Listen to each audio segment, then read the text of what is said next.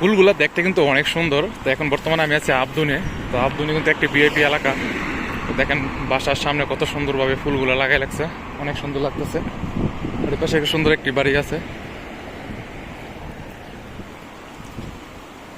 সবচেয়ে বেশি সুন্দর লাগতেছে এই বাসাটা, কারণ এই বাসার চারিদিকে শুধু ফুল গাছ।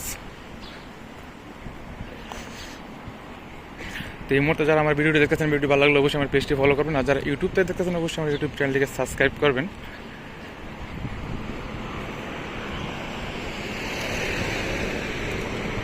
পুলিশের গাড়ি আমার দেখে হাসতেছে, ভিডিও করতেছি।